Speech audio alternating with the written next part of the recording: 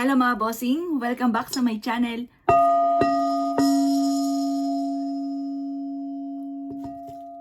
Dahil bukas mga bossing ko ay unang biyernes ng buwan ng January mga bossing ko 2025, ay mainam na gumawa tayo ng pampaswerte upang sa ganon, higit po tayo mga bossing ko na maka-attract ng swerte at tayo po hindi lagi nauubusan ng pera.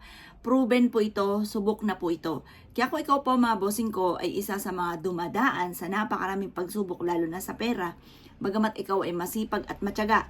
Pero kung ikay batugan, huwag kang magtataka na lagi ka walang pera. Pero kung ikaw ay masipag at matyaga, isang malaking question mark po yan, bakit ikaw ay lagi na lamang pong nahihirapan sa pag-iipon or lagi ka na lamang po mga bossing ko na nauubusan nga po ng pera. Ganito po ang inyo pong gagawin mga bossing ko ha. Kumuha po kayo mga bossing ko ng munggo. Ang munggong ito ay hahatiin natin sa dalawa. Yung kalahati, yung unang hati, ay iluluto natin. At ang pangalawa naman ay ilalagay natin ito sa ating pong hapagkainan, kung saan tayo ay kumakain sa ating dining table mga bossing. Ang gagawin nyo lamang mga bossing ko, habang kayo ay gumagawa ang paggawa ng mga pampaswerte ay sa umaga lang ginagawa. Mas mainam ay mga bandang alas 7 ng umaga. Ngayon pa mga bossing ko, mas mainam na kapag gumagawa ka ng ganito, ikaw po ay merong 100% na paniniwala.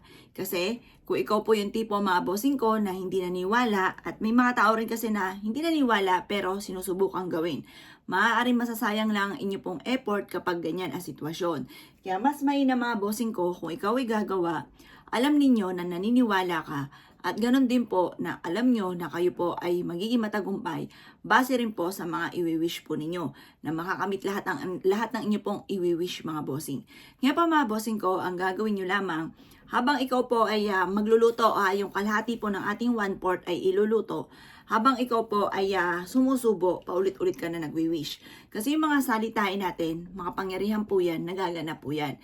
Kaya mas mainam, ugaliin po natin ang pagsasabi ng mga magagandang salitain. At yung mga pangit na salitain, yan po mga bossing ko ay huwag niyong ugaliin dahil imbis po na kayo po ay swertin, mas higit ka nakaka-attract ng kamalasan.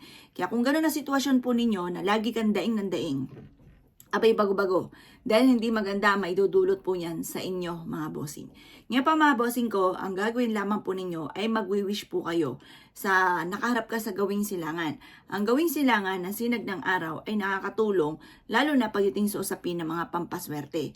At ang kanluran naman mga bossing ko ay nakakatulong sa mga gumagamit ng black magic. Pero syempre, hindi natin gagawin po yan. Dito tayo lagi mga bossing ko sa may silangan at sa umaga natin to gagawin mga bossing. Magwi-wish ka ng mula sa puso. Pero pag gumawa ka ng ganito, kailangan lalo mong sisipagan.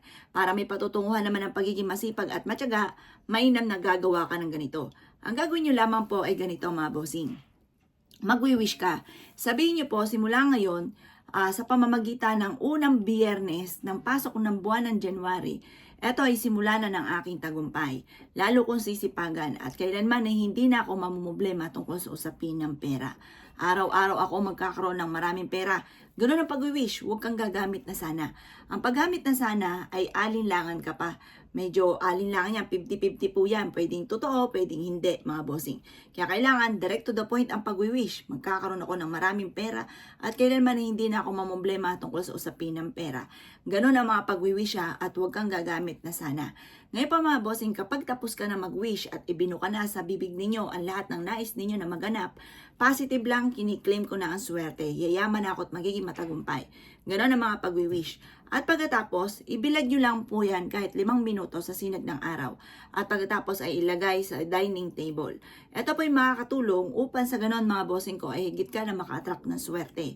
Sa susunod mga bossing ko na buwan, kahit unang araw ng buwan ng Pebrero, ito po ay pwede nyo nang lutuin.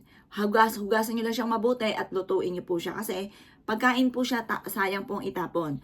Ang grasya, ang pagkain ay hindi tinatapon. Maaaring lumayo rin sa atin ang grasya kapag ikay nagtatapon ng pwede pang pagkain mga bossing.